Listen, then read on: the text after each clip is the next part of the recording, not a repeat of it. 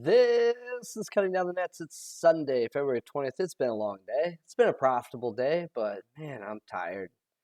It's a grind of college basketball. So, last 7 days is up to 52.6. That's what happens when you replace last Saturday's 6 and 9 with this Saturday's 9 and 5. Made a mistake today, though, which it's going to happen. But when you check the score app for Howard and Morgan State and see the games on ESPN2, you're like, what? Why? And then you turn to ESPN2 and see the Cleveland Cavaliers court, and you're like, oh God, that's not Howard's court.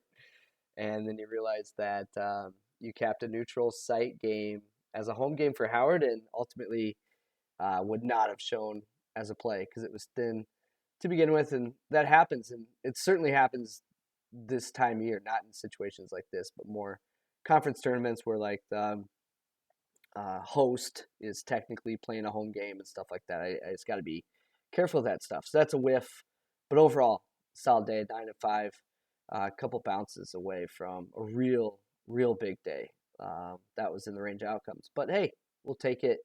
It's fun, but we're moving on. It's time for Sunday. So I like to factor in process, which is shot quality. Based on the quality of shots taken, what would this team's adjusted efficiency be? And then I look at recent adjusted efficiencies, focusing on the last 5 to 15 games versus the whole year. When those two are aligned, I really like the bet. When they're in disagreement, I get a little concerned.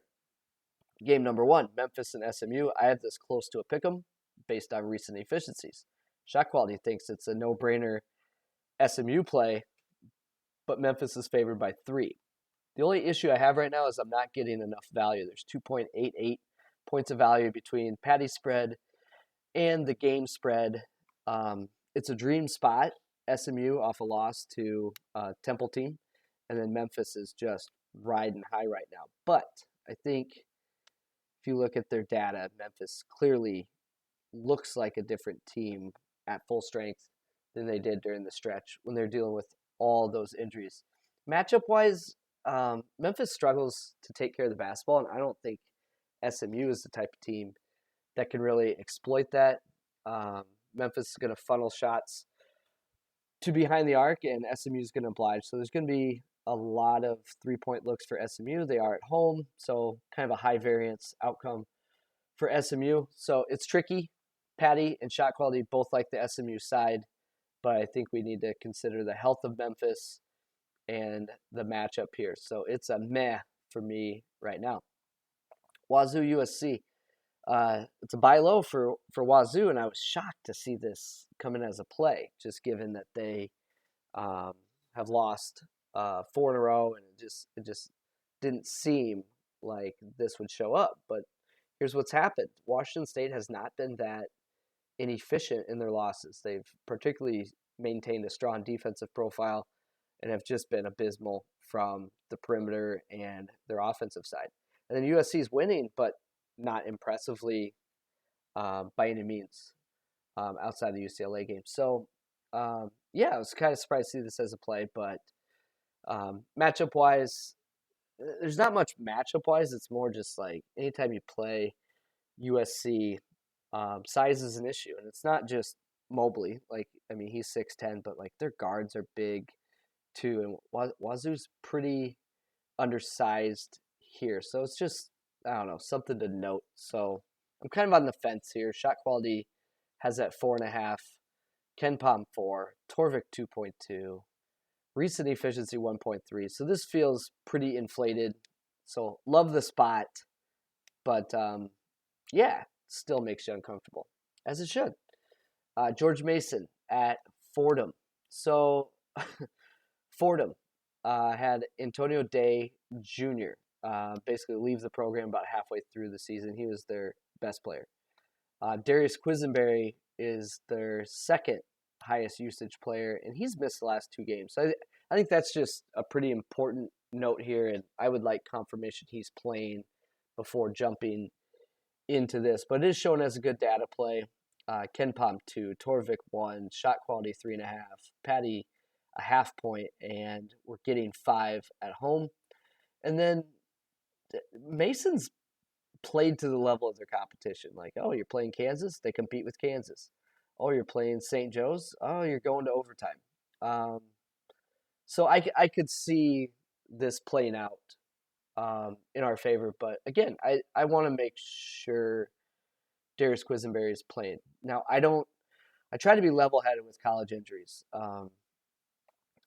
Take a player like I mentioned this before, but Moses Wright last year, just knowing the role he played in their zone defense and the amount of usage he had, that guy is worth like 3.5 points. But most players, even good players on college basketball teams, are just not worth that many points. Like Agbaji for Kansas, hell of a player, great player, not worth more than like a point and a half. Um, so it really comes into just what role they have on the team, value over replacement player, and the Fordham roster is getting pretty thin when you lose Quisenberry. Other game that's yellow, Stony Brook, Hartford. So these teams played at Stony Brook today, Saturday, and now it goes to Hartford. So a true back-to-back. Hartford missed their first, I think, 12 or 13 three-pointers, fell down, and then clawed back. This was a 1-point game with 4 minutes to go. It was a 3-point game with like 2 minutes to go. Ultimately, Stony won by 6, covering the spread today, Saturday. Um, but plenty of reasons to like this game, and I think if you look at the data on Stony Brook, they've really got some issues defensively the last more than a handful of games. So it's a little thin, not showing a lot of value, but shot quality and Paddy are aligned there. So these other games that are dark orange, it just means that the process, shot quality, and the results are not lining up, and that indicates potential luck or regression.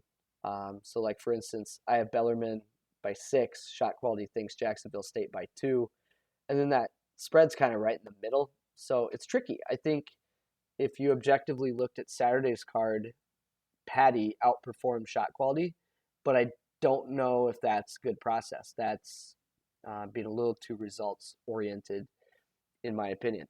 Also, if you haven't watched it, there's a YouTube video that just kind of walks through Bellarmine's offense. So if you're a college basketball guy, if you're watching this, you're a college basketball guy. But Bellarmine doesn't dribble; they just pass basically. And Jordan Sperber did a great video on it that just highlights how they play their offense, and their coach kind of talks about his philosophy, and he calls it pressing on offense, and that when you dribble, a defense gets a break, but if you just keep moving the ball left to right, left to right, right to left, right to left, it just forces the defense to work over and over. So I don't know. I just think it's interesting. I'm not playing the game. I'm just telling you, like, that's a unique team in college basketball, and it's worth checking out.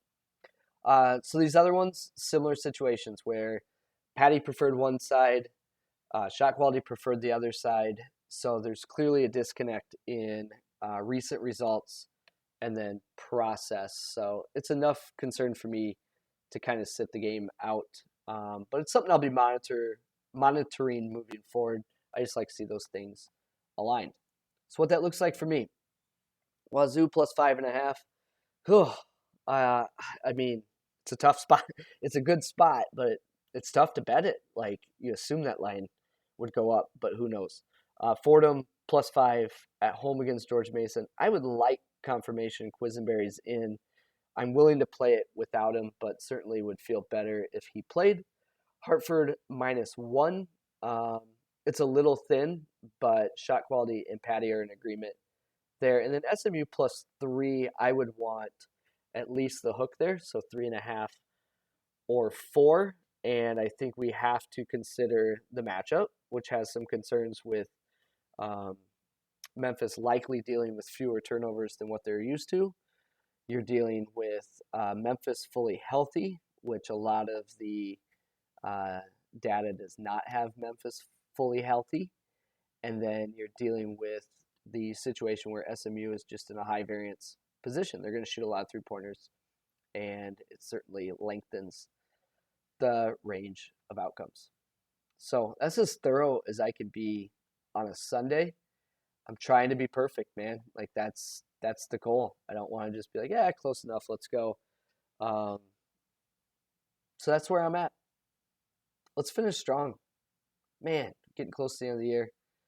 Um, it's been a fun year. I appreciate you checking this out. Hopefully, you're looking at the right stuff that makes you a better. You're becoming more disciplined, and this channel adds value to your process. This is Cutting Down the Nets.